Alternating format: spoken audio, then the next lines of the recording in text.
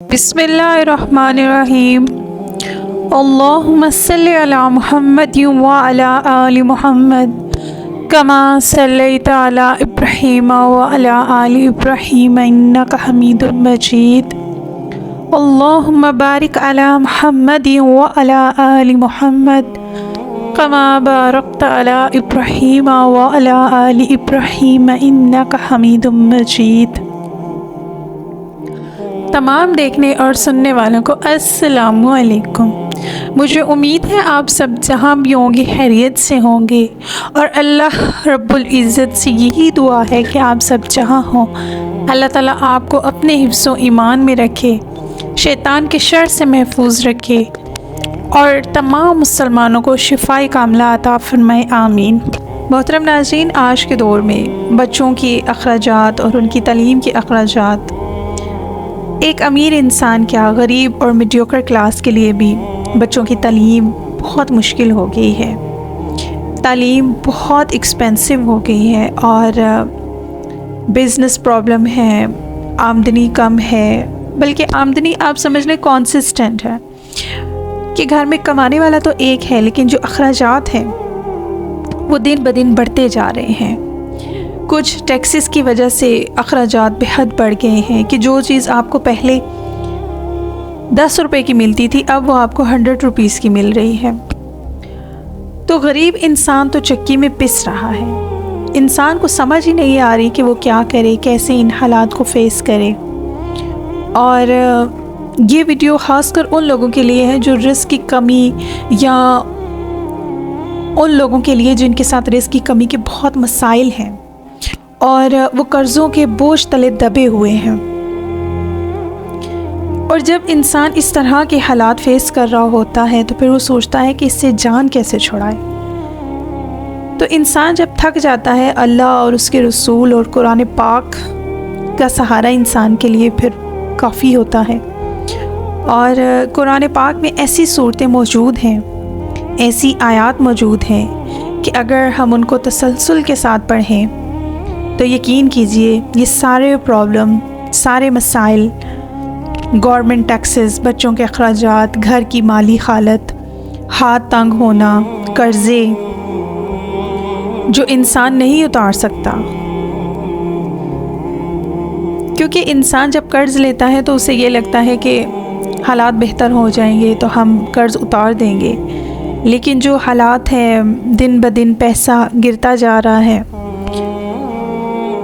یعنی پیسے کی ویلیو ختم ہو رہی ہے، اخراجات بڑھتے جا رہے ہیں، تو انسان جو قرض لے لیتا ہے اس کے لیے وہ ادا کرنا بڑا ناممکن سا ہو گیا ہے۔ تو اگر آپ ان آیات کا سہارا لیتے ہیں تو انشاءاللہ آپ ان تمام مسائل سے جان چھڑا لیں گے۔ سورہ توبہ، اس میں اللہ تبارک تعالیٰ نے اپنے جلال کا ذکر فرمایا ہے، اور اس قدر جلال ہے کہ اس سورہ کی سٹارٹ میں بسم اللہ بھی نہیں آتی۔ اس سے اندازہ ہوتا ہے کہ بہت ہی خاص قسم کا میسج ہے۔ اور یہ جو آیات آپ کو انشاءاللہ آج ہم بتائیں گے، ان آیات کا رزق سے بہت گہرا تعلق ہے۔ تو محترم ناظرین، جو لوگ رزق کی کمی اور قرضوں کے بوجھ اور بچوں کے اخراجات سے تنگ ہیں اور نہیں پورے ہو رہے، تو ان کے لیے سورہ توبہ کی آیت نمبر 128 اور 129 یہ آپ سمجھ لیجئے کہ یہ تحفہ ہے۔ بسم اللہ الرحمن الرحیم۔ لَقَدْ جَاءَكُمْ رَسُولٌ مِّنْ أَنفُسِكُمْ عَزِيزٌ عَلَيْهِ مَا عَنِتُّمْ حَرِيصٌ عَلَيْكُمْ بِالْمُؤْمِنِينَ رَءُوفٌ رَحِيمٌ فَإِن تَوَلُّوا فَقُلْ حَسْبِيَ اللَّهُ لَا إِلَٰهَ إِلَّا هُوَ علیہ توکلت وہو رب العرش العظیم۔ ترجمہ: بے شک تمہارے پاس تشریف لائے تم میں سے وہ رسول جن پر تمہارا مشقت میں پڑنا گراں ہے، تمہاری بھلائی کے نہایت چاہنے والے، مسلمانوں پر کمال مہربان۔ پھر اگر وہ منہ پھیریں تو تم فرما دو کہ مجھے اللہ کافی ہے، اس کے سوا کسی کی بندگی نہیں، میں نے اسی پر بھروسہ کیا اور وہ بڑے عرش کا مالک ہے۔ تو تو محترم ناظرین، یہ ایسی آیات ہیں کہ جب آپ انہیں پڑھنا شروع کرتے ہیں تو اللہ رزق کے دروازے کھول دیتا ہے، بندش ختم ہونا شروع ہو جاتی ہیں، اور یہ صورت عرش عظیم پر ختم ہو رہی ہے، یعنی وہی عرش عظیم کا مالک ہے جسے 8 فرشتوں نے اٹھایا ہوا ہے، اور اسی عرش عظیم پر اللہ تعالیٰ جلوہ افروز ہو کر قیامت کے دن جزا و سزا کا فیصلہ کرے گا۔ تو جب آپ ان 2 آیات کو ایک خاص تعداد اور تکرار کے ساتھ پڑھتے ہیں تو آپ کے ارد گرد نورانی مخلوق جمع ہونے لگ جاتی ہے، اور آپ کو ایسی فیلنگز آتی ہیں سیٹسفیکشن والی، یعنی یہ چیزیں آپ کو تسلی دیتی ہیں کہ اللہ کی طرف سے آپ کے لیے رزق کے دروازے کھول دیے گئے ہیں، رزق کے معاملات حل ہونا شروع ہو گئے ہیں۔ تو آپ پریشان ہونا آپ چھوڑ دیں۔ کائنات میں ایک چیز ہمیشہ اگر ہم غور کریں تو کسی چیز کی کمی نہیں، بہت سی چیزوں کی بہتات ہے۔ اگر آپ ایک بیج کی اگزامپل لیتے ہیں تو اس کے اندر بھی مائکرو فلمز بند ہوتی ہیں، ایک بیج کے اندر اربوں خربوں درخت ہوتے ہیں۔ فار ایگزامپل ہم ایک مالٹے کا بیج لے لیتے ہیں، ٹھیک ہے، اور اسے بو دیا اور پھر وہ ایک تناور درخت بنتا ہے، اس کے اوپر پھر پھل لگتا ہے۔ آپ دیکھیں اس کے اوپر سینکڑوں کی تعداد میں مالٹے لگتے ہیں، اور ہر مالٹے کے اندر کتنے بیج ہوتے ہیں، اور پھر آپ سوچیں کہ وہ بیج لگیں گے، پھر اس سے آگے درخت لگیں گے۔ تو رزق کے معاملات بھی کچھ ایسے ہی ہیں۔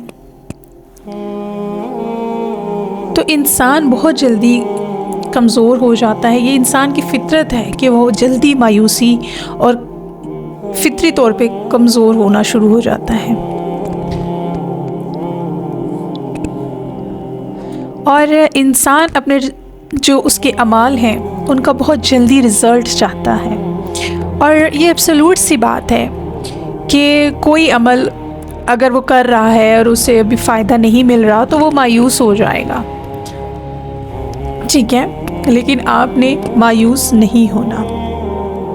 اللہ تعالیٰ نے رزق حاصل کرنے کے بھی بے شمار ذرائع پیدا کیے ہیں، لیکن یہ ہماری اپنی کمی اور کوتاہی ہے کہ ہم اسے صحیح سے یوز نہیں کرتے۔ بہرحال چلتے ہیں آج کے طریقے کی طرف کہ آپ نے اس وظیفے کو پڑھنا کیسے ہے۔ تو محترم ناظرین، آپ نے ہر نماز کے بعد ان 2 آیات کو 3 مرتبہ تو لازمی پڑھنا ہے، ٹھیک ہے، آیت نمبر 128 اور 129 سورہ توبہ کی۔ اس کے بعد ایک بڑا خاص قسم کا وظیفہ ہے، یہ ہے 61 دن کا، ٹھیک ہے، یہ 61 دن کا وظیفہ ہے، اور آپ نے اسے پہلے دن سے لے کر 11ویں دن تک آپ نے 101 مرتبہ دن میں تعداد کو پورا کرنا ہے۔ آپ اسے کسی بھی نماز کے بعد پورا کر لیں، یا ڈیوائیڈ کر لیں کہ ہم ڈیوائیڈ کر کے پڑھ لیں گے کہ ہم 5 نمازوں کے ساتھ آپ اسے ڈیوائیڈ کر کے پڑھ لیں، ٹھیک ہے۔ 11ویں دن سے لے کے 22ویں دن تک آپ نے اس کی تعداد پوری کرنی ہے 202 مرتبہ۔ جی آپ نے ڈیلی آپ نے 202 مرتبہ پڑھنا ہے۔ اس کے بعد آپ نے 22ویں دن سے لے کر 61 ڈے تک 303 بار آپ نے اس کی تعداد کو ڈیلی پورا کرنا ہے، اور اس کے اتنے فائدے ہیں کہ غریب کو تو لکھ پتی لازمی بنا دیتی ہے، لاکھ پتی کو کروڑ پتی، اور کروڑ پتی کو ارب پتی۔ اور آپ کو ایک زبردست چیز بتاؤں کہ جب آپ اس آیت کو پڑھیں گے تو آپ کو فیل ہوگا کہ میرے ارد گرد کوئی نورانی مخلوق موجود ہے، اور لیکن یہ کوئی ڈرنے والی بات نہیں ہے، ٹھیک ہے۔ یہ صرف آپ کا سیٹسفیکشن لیول ہائی کرتا ہے، اور کچھ لوگوں کو فیل نہیں بھی ہوتا، تو یہ کوئی گھبرانے کی بھی بات نہیں ہے، کچھ لوگوں کو فیل ہوتا ہے اور کچھ لوگوں کو نہیں، لیکن یہ بہت قیمتی اثاثہ ہے، اسے توکل اور یقین کے ساتھ پڑھیے اور فائدہ اٹھائیے۔ اللہ تعالی ہم سب کا حامی و ناصر ہو، آمین۔ اللہ نگہبان۔